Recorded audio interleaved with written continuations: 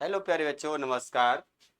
हम आपके लिए आज लेके आए नई सीरीज जिसमें आप लोग पढ़ने वाले हैं RPF constable all latest PYQ, यानी कि पिछले 4-5 साल के पीवाईक्यू जितने भी होंगे मैथ के वो सभी हम लोग इसमें पढ़ने वाले हैं। क्या पढ़ने वाले हैं? पीवाईक्यू जितने भी होंगे आपके मैथ के वो सभी हम इसमें पढ़ने वाले हैं। आप लोग आरपीएफ के आप लोगों ने फॉर्म डाल दिए होंगे। जिसने भी डाले हैं उनके लिए बहुत ही हेल्पफुल होने वाली है ये सीरीज। यानी कि आरपीएफ के ही होंगे सिर्फ, और रेलवे के जितने भी एग्जाम है उनके लिए हम अलग अलग सीरीज लेके आएंगे अलग अलग एग्जाम के लिए, जिसमें सभी पीवाईक्यू उसके स्पेशली पूछे गए हैं। उन सभी को यहाँ पर हम लोग सॉल्व कर रहे होंगे। ठीक है ना? तो आप इसको अगर देखेंगे तो आपके लिए बहुत ही हेल्पफुल होगी ये सीरीज। ठीक है ना? तो हम इसको सॉल्व कर रहे होंगे, तो हम सॉल्व करेंगे। पहले क्वेश्चन की तरफ बढ़ते हैं। सवाल लेके आए हैं हम आपके लिए। सवाल है, राम और राज की आयु 4:5 के अनुपात में है। यदि उनकी आयु का योग 126 है तो उनकी आयु के बीच का अंतर ज्ञात कीजिए। वेरी सिंपल क्वेश्चन है और आप लोग चुटकियों में हाल तुरंत सॉल्व कर सकते हैं। क्या है कि आपको सिर्फ कॉन्सेप्ट पता होना चाहिए। क्या है कि आपको सिर्फ कॉन्सेप्ट पता होना चाहिए। एक बार अगर आप पढ़ लेंगे तो बार बार पढ़ने की जरूरत ही नहीं पड़ेगी। ठीक है ना? 4 और 5 योग दिया 126, तो 4 और 5 हम जानते हैं कितने होते हैं, 9। तो 9 की वैल्यू दे रखी कितनी, 126। तो 1 की वैल्यू कितनी हो गई, 14। 14 में 126 होते हैं। हमसे बोला क्या, अंतर पूछा। तो अगर अंतर कितना है बेटा, 1 है, तो 1 की वैल्यू कितनी आ गई, 14। कितनी आ गई, 14। कितनी आ गई, 14। यानी कि आप आसानी से समझ गए। इस सवाल को योग दे रखा था, अंतर पूछा गया, तो अंतर हमने निकाल लिया। ठीक है ना? तो हमने निकाल लिया। अगले सवाल की तरफ बढ़ते हैं। अगला सवाल क्या दे रखा है, अगला सवाल क्या दे रखा है आपसे। आपसे कहा गया है कि 5 संख्याओं का औसत 113 है। एक एक संख्या के निकालने के बाद भी औसत वही रहता है, उसमें से निकली हुई संख्या ज्ञात कीजिए। उसमें से क्या पूछा है, निकली हुई संख्या ज्ञात कीजिए। अगर ऐसी कंडीशन में पूछा जाए कि औसत वही रहे, क्या पूछा जाए, औसत वही रहे, एक संख्या निकाली गई है, तो आपको क्या करना है, आप पहले औसत लिखिए 113। अब 113 में वो नंबर जोड़ दीजिए जितने नंबर, जैसे 5 संख्या है तो उसमें से एक कम करके जोड़ दीजिए। यानी कि कितना, 117। 117 इसमें से निकाली गई होगी संख्या। यानी कि एक एक उनका भी तो साथ में लेके जाएगी वो संख्या, एक एक उनका भी तो साथ में लेके जाएगी, तभी तो 113 औसत रहेगा। यानी कि कौन सी संख्या निकालेगी, 117। समझ गए?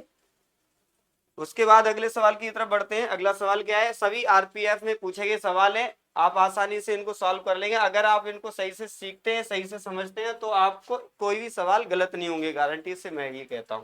ठीक है ना? तो ये सवाल को सॉल्व करते हैं। आपसे क्या, सभी देखो आरपीएफ कांस्टेबल में ही पूछे गए हैं सभी सवाल, उन्हीं सवालों को मैंने सॉल्व किया, यहाँ पे लगाया है।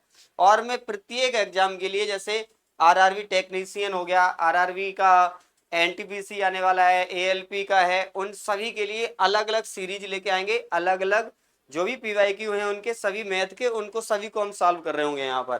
ठीक है? तो आप बने रहिए। अगर आप हमारे यूट्यूब चैनल पर नए हैं, आत्मदीप एजुकेशन को आप सब्सक्राइब कर लीजिए, लाइक कीजिए, कमेंट कीजिए। ठीक है ना? एक प्रतियोगिता जीतने के लिए स्वामी को 4 परीक्षाओं में औसतन 80 अंक चाहिए। पहली 3 परीक्षाओं में उसके अंक 68, 78, 88 है। प्रतियोगिता जीतने के लिए उस चौथे परीक्षा में कितने अंक प्राप्त करने होंगे, कितने अंक प्राप्त करने होंगे। देखो बहुत ही सरल सवाल है। क्या है, आपसे क्या पूछा, औसत दिया, क्या दिया, औसत 80। अगर औसत 80 दिया है तो मुझे क्या करना होता है, हमें क्या करना, वैसे तो हमारे पास एक तरीका ये है कि हम इसमें क्या करो, 8 चौक 32, 320 कीजिए। फिर आप क्या करो, इन सभी को जोड़ो, इनमें से घटा दो, तब आ जाएगा। या तो फिर क्या काम करो, एक तरीका हमारे पास और है। ये देखो 68 कितना कम है, 12 कम है। ये कितना कम है, 2 कम है। ये कितना एक्स्ट्रा है, 8 एक्स्ट्रा है। तो 12 और 2 14 में से 8 घटाओ, कितने बचे, 6। माइनस के 6 हैं तो प्लस के कर दो 86। जो भी औसत है उसमें से 6 जोड़ लो। यानी कि आंसर हमारा क्या आया, 86।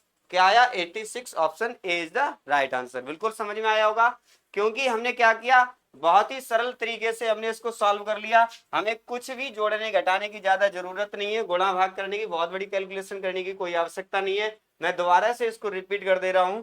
यानी कि हमें 80 औसत दिया था। अगर 80 औसत है तो हमें कितना दे रखा है, 12 कम है। पहली संख्या कितनी कम है, 12 कम है। दूसरी संख्या कितनी कम है, 2 कम है। एक्स्ट्रा तीसरी कितनी है, 6 अधिक है। तो ये टोटल डेविएशन कितना आया, 12 2 14 में से 6 सॉरी 8, तो यहाँ से कितना बनेगा आपका डेविएशन, डेविएशन बनेगा 6, कितना बना 6। अगर माइनस में तो जोड़ लो, अगर प्लस में होता तो घटा देते। तो नई संख्या हमें कौन सी मिलेगी, जो 86, क्या बनेगी 86, जो ऑप्शन नंबर ए में दे रखा। बात समझ में आई, बिल्कुल सही है। ठीक है, अगला सवाल पर पहुंचते हैं, अगले सवाल की तरफ। अगला सवाल हमारे पास क्या दे रखा है, इसमें मिस प्रिंट थोड़ा है, मैं उसको सही कर दे रहा हूँ। यहाँ पर ये नहीं है, ठीक है, ये नहीं है। तो इस सवाल में क्या है, बी सी से 2 गुना कार्यकुशल है और ए बी से 3 गुना कार्यकुशल है, यदि उन्हें एक संख्या 94,842 रुपए का वेतन भुगतान किया जाता है, तो ए द्वारा प्राप्त वेतन कितना है। तो ए द्वारा प्राप्त वेतन क्या क्या, हमें अगर रेशियो बना लेना इसको, बहुत ही सिंपल क्वेश्चन है, और इस टाइप के क्वेश्चन एग्जाम में आने के चांसेस बहुत रहते हैं। टाइम एंड वर्क का एक क्वेश्चन तो आना ही आना है, आप ये मान लो, ठीक है। और इस टाइप के ही सवाल आते हैं, तो इस टाइप के सवाल आएंगे तो आपके लिए प्लस पॉइंट होगा। देखो समझते हैं इस सवाल को कैसे करते हैं। क्या कहा गया है, बी सी से 2 गुना कार्यकुशल है और ए बी से 3 गुना कार्यकुशल। 3 लोग हैं तो 3 लोग लिख लेते हैं हम, ए बी सी, ए तो 3 लोग हैं, ए बी सी। अब ये ए बी सी का रेशियो बना लेते हैं, पहले ए और बी से बनाते हैं। ए बी से 3 गुना है, तो बी से 3 गुना हमने ये तो कर लिया, कोई दिक्कत, कोई दिक्कत नहीं है। फिर आपसे क्या कहा, बी सी से 2 गुना कार्यकुशल है, सी से 2 गुना कार्यकुशल, तो हमने यहां पर कर लिया। ठीक, अब इनको क्या कर लेंगे, मिक्स, 6 2 और 1, ठीक, ये रेशियो बन गया। 6 2 8 1 9, 9 की वैल्यू कितनी दे रखी है आपको, 9 की वैल्यू दे रखी है 94,842, कितनी दे रखी, 94,842। अगर मैं इसमें डिवाइड लगाएं तो क्या बनेगा, 9 वो 9 बन जाए 0, फिर 9 पंजे 45, फिर 9 3 27, फिर 9 8 72, ठीक है ना। तो अगर मैं इसमें, हमें क्या पूछा गया, ए का मान पूछा है, तो ए का मान बेटा कितना होगा, ए का वैल्यू है 6, तो 6 यानी कि 10 538 में अगर मैं 6 का मल्टीप्लाई करते हैं, 6 8 48, 6 3 18 और 4 22, यानी कि ऑप्शन नंबर डी, यानी कि 63,228 बनेगा। क्या बनेगा, 63,228, option number D is the right answer. आप मल्टीप्लाई कर लेंगे यही बनेगा, ठीक है ना। आंसर कौन सा आया हमारा, डी, 63,228। इस तरीके से हमने इसको सॉल्व कर लिया। अगले सवाल की तरफ बढ़ते हैं। सभी आरपीएफ में पूछे गए उन्हीं सवालों को मैंने लगाया है, आप इसको कंटिन्यू करेंगे तो आप उसको बहुत ही लाभ होगा, आपको आपकी प्रैक्टिस बहुत अच्छी हो जाएगी, आपको ये पता चल जाएगा कैसे क्वेश्चन आते हैं, ताकि आप उस तरीके के सवालों को सॉल्व करना सीख सके, ठीक है ना। लगभग उन्हीं रिपीट करता है ज्यादातर एग्जाम में, उन्हीं सवालों को, उन्हीं जैसे सवालों को, उसी कॉन्सेप्ट पे। तो हम प्रीवियस ईयर हमारे लिए बहुत मोस्ट इंपॉर्टेंट होता है, प्रीवियस ईयर आप लगा लेते हैं तो आपकी तैयारी अच्छी हो जाती है, ठीक है ना। तो हमने उन्हीं प्रीवियस ईयर को क्वेश्चन को सॉल्व किया है। किसी संख्या के 80% के, 75% के, 66 मतलब 6-7% का 25% 46-17 है, तो उस संख्या का 40% क्या होगा। क्या पूछा, तो उस संख्या का 40% क्या होगा। गुड, देखिए हम इस सवाल को कैसे कर लेते हैं। हमसे अगर एक कोई संख्या की बात कर रहा है तो हम उस संख्या को x लिख लें, उसके बाद पूछ रहा है 80%, 80% का मतलब 4/5 होता है, इतनी बात तो आप समझते ही होंगे। 80% 4/5 होता है, ठीक है ना। 80/100 करके लिखेंगे तब भी यही आएगा ना, आप समझ रहे होंगे। तो 75% मतलब 3/4 होता है, ठीक है बेटा, ठीक है। 66 10 मतलब 6-7% कितना होता है, 2/3 होता है। 80% हमारा 4/5, 75% मतलब 3/4, 66 मतलब 2/3, 25% मतलब 1/4। तो यहाँ पर कितना लिख लेंगे, 1/4। ये किसके बराबर बता रहा है, इसे बता रहा है 46-17, यानी कि 46 और 17, ये इसके बराबर बता रहा है। तो मैं यहाँ पर क्या कर रहा हूँ, देखो 4 से 4 कट रहे हैं, 3 से 3 कट रहे हैं, ठीक है ना। और 2 से ये कट रहे हैं, 2 दूनी 4, 5 दूनी 10 का यहाँ मल्टीप्लाई हो रहा है, और फिर क्या हो रहा है, देखो यहाँ पर बन रहा है हमारा 4 6 1 7 0। अब इसका 40% पूछा, 2/5, क्या पूछा, 2/5 पूछा, क्या पूछा, 2/5।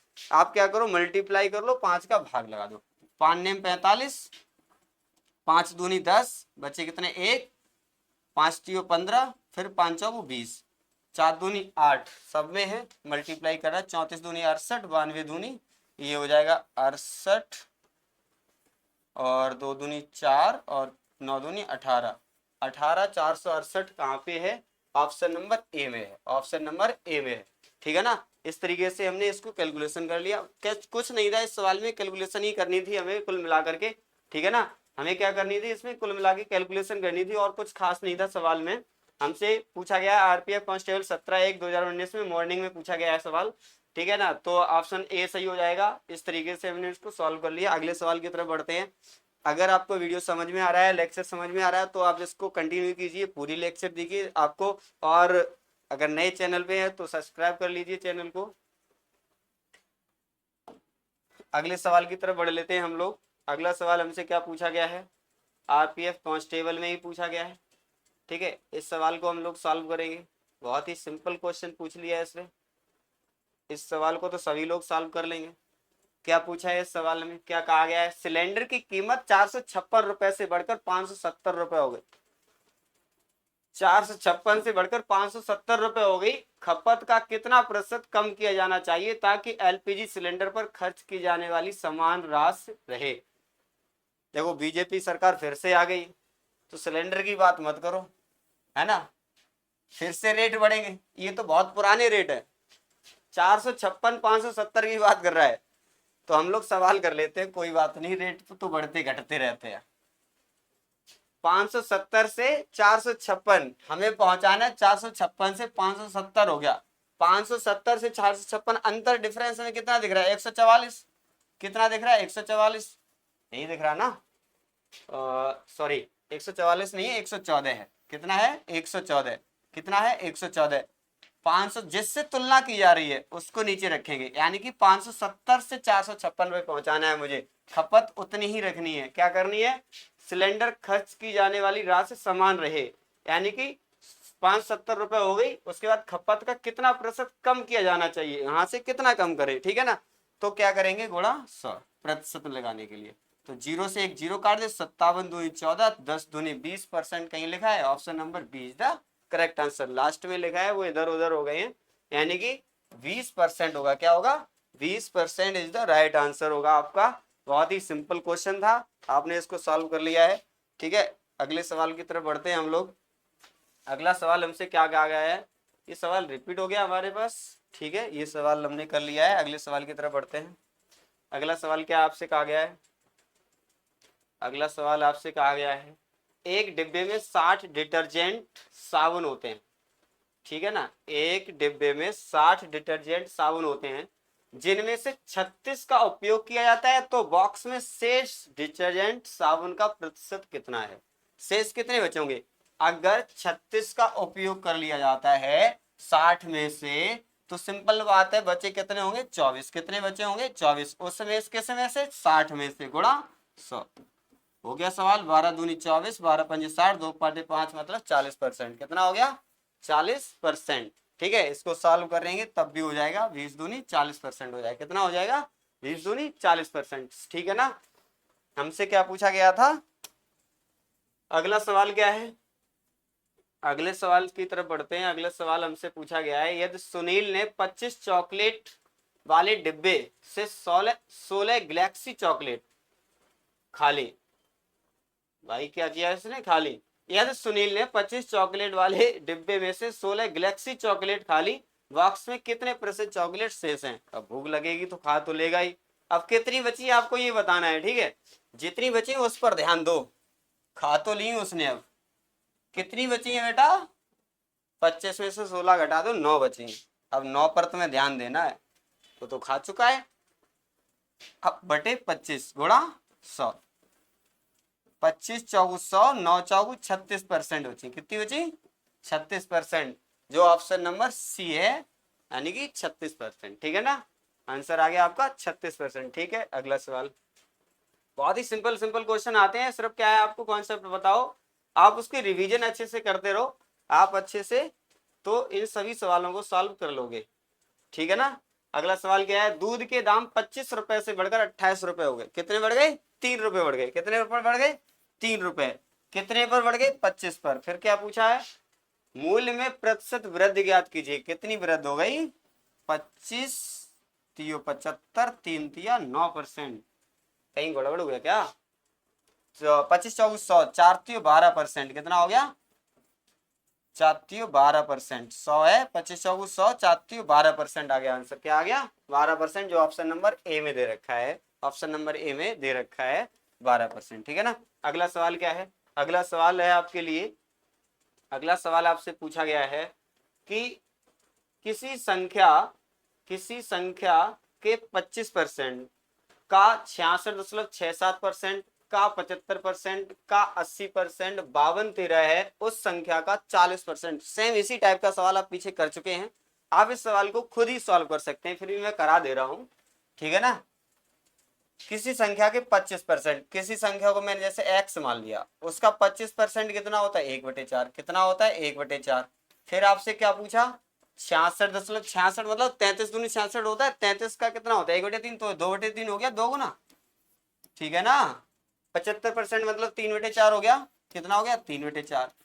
और फिर आपसे 80% मतलब 4/5 हो गया। ये किसके बराबर दे रखा है 52-13 के बराबर दे रखा है। कितने के बराबर दे रहा है 52-13।